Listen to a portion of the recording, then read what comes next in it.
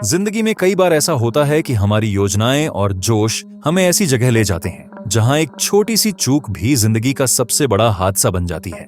ये कहानी दो भाइयों माइकल और पॉल हेडन की है, जो अपने बचपन से जुड़े एक पुराने कुएं को फिर से तलाशने निकले थे। उनकी कोशिश कुछ नया देखने और जानने की थी, लेकिन यह सफर उनकी उम्मीदों के विपरीत एक भयानक त्रासदी में बदल गया।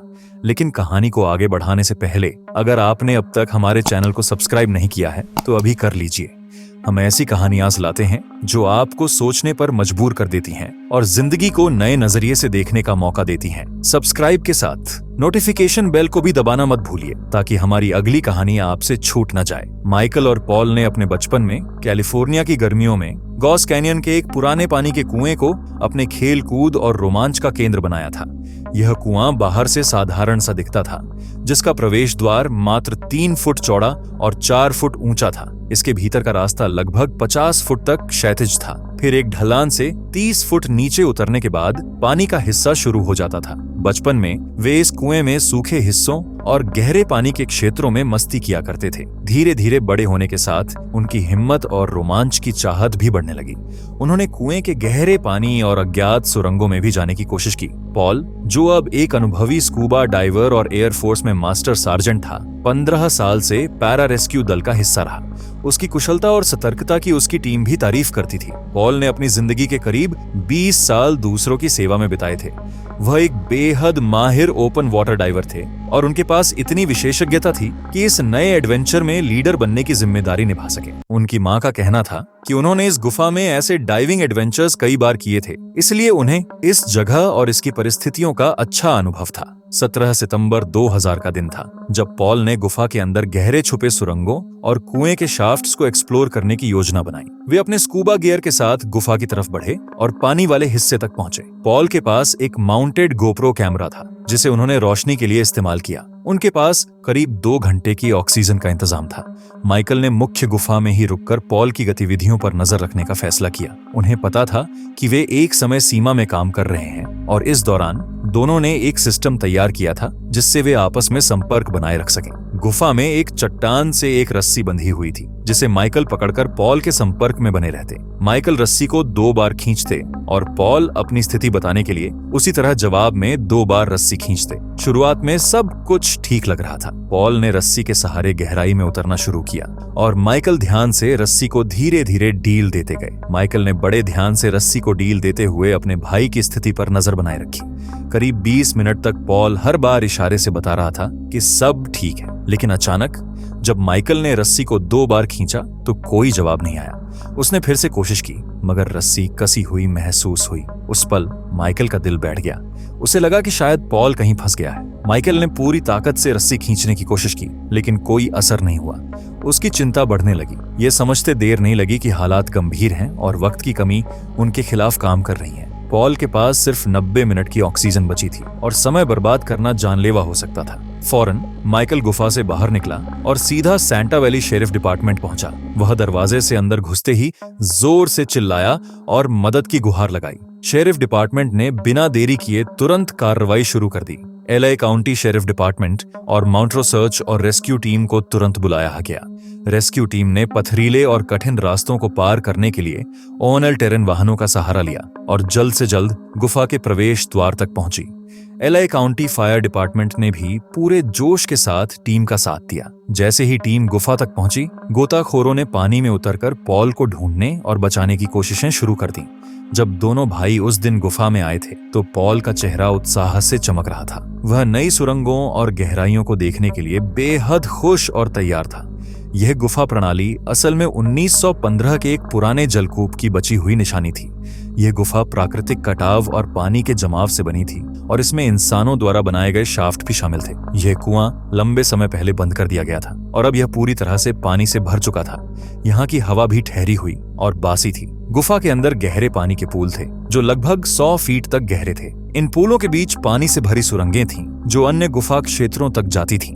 पुराने कुएं के शाफ्ट पानी के स्तर तक बनाए गए थे जहां पाइपों के जरिए पानी खींचा जाता था, लेकिन समय के साथ ये पाइप हट चुके थे और उनके स्थान पर मिट्टी और पत्थर भर गए थे। इन जैविक और भौतिक प्रक्रियाओं से गुफा में अलग अलग गैसें जमा हो चुकी थीं। पॉल ने गुफा के मुख्य हिस्से से तैरते हुए सुरंगों और पुलों को पार किया और एक शाफ्ट तक पहुंचा।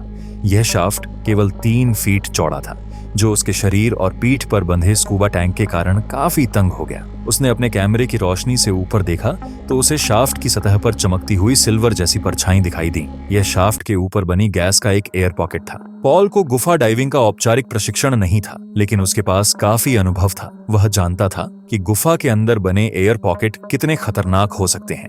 उसका परिवार कहता है कि वह हमेशा अपने साथ एक लाइटर रखता था ताकि किसी गैस पॉकेट की हवा में ऑक्सीजन की मात्रा को जांच सके, लेकिन उस दिन वह लाइटर उसके पास नहीं था।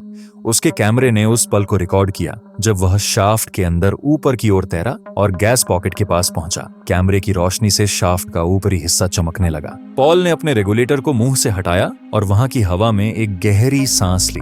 फुटेजेस में शाफ्ट की दीवारें दिखाई देती हैं और फिर पॉल का पानी में डूबना। वह अपने मुंह में रेगुलेटर वापस डालने की कोई कोशिश नहीं करता, जिससे यह स्पष्ट होता है कि वह पूरी तरह से असमर्थ हो चुका था। पॉल तुरंत शाफ्ट के नीचे की ओर डूब गया और उसके बाद कोई हरकत नहीं दिखाई दी। रेगुलेटर हटाने और पानी में डूबने के बीच बस कुछ ही पलों का अंतर था। तो आखिर पॉल के साथ ऐसा क्या हुआ? यह सोचना मुश्किल है कि सिर्फ एक सांस लेने से किसी की मौत हो सकती है, लेकिन वीडियो सबूत यही दिखाते हैं। अगर आपके पास स्कूबा डाइविंग का पूरा टैंक हो तो आप एयर पॉकेट को जांचने में सहज महसूस कर सकते हैं। अगर हवा की गंध खराब हो या वह दम घोंटने जैसी लगे तो आप बस रेगुलेटर वापस मुंह में डालकर आगे बढ़ सकते हैं। लेकिन अफसोस, यह इतना आसान नहीं है।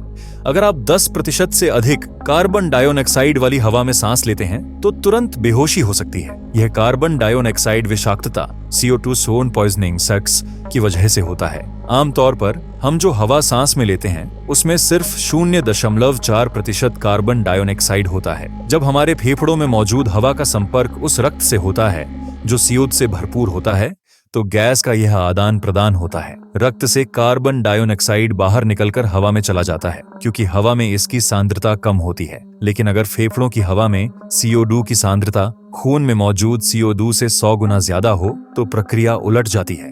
CO तेजी से खून में प्रवेश कर जाती है। गैसें हमेशा उच्च सांद्रता से कम सांद्रता की ओर बढ़ती हैं और इस प्रक्रिया में खून में कार्बन डाइऑक्साइड का स्तर खतरनाक रूप से बढ़ जाता है। इस मामले में शाफ्ट के एयर पॉकेट में CO2 की उच्च मात्रा ने डिफ्यूजन की दिशा को उलट दिया। खून में CO2 का स्तर अचानक और खतरनाक रूप से बढ़ने लगा। इसका परिणाम एक्यूट रेस्पिरेटरी एसिडोसिस था, जहां खून अत्यधिक अम्लीय हो जाता है, जो घातक साबित होता है।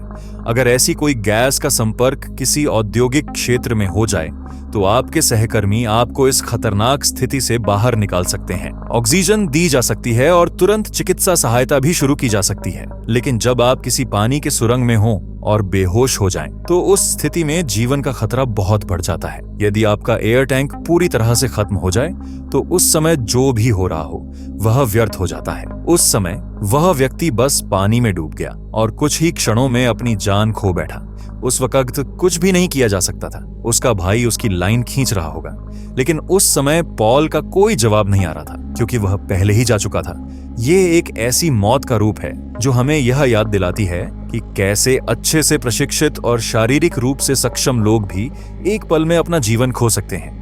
एक गलत फैसला एक ऐसे व्यक्ति की जिंदगी ले सकता है जो हमेशा दूसरों की मदद करने के लिए तैयार रहता था। वह एक अनुभवी स्कूबा डाइवर था और गुफा डाइविंग का थोड़ा बहुत ज्ञान रखता था। लेकिन गुफा डाइविंग एक अलग ही श्रेणी है जिसमें बहुत ही खास और खतरनाक जोखिम और समस्याएं होती हैं। इसीलिए इसके लिए उचित प्रशिक्षण, मार्गदर्शन में अभ्यास और प्रमाण पत्र जरूरी होते हैं, ताकि गुफा डाइवर्स उन खतरों को पूरी तरह समझ सकें जो उन्हें सामना करना पड़ सकता है। अगर आपको हमारे वीडियो पसंद आए तो लाइक और सब्सक्राइब जरूर करें। हम गुफाओं और विभिन्न खतरनाक घटनाओं से जुड़ी वीडियो बनाते हैं जो आपको इनकी गहराई और खतरों को और बेहतर तरीके से समझने में मदद करेंगी। हमसे जुड़े रहें और ऐसे ही और दिलचस्प वीडियो के लिए हमारे चैनल को सब्सक्राइब करें।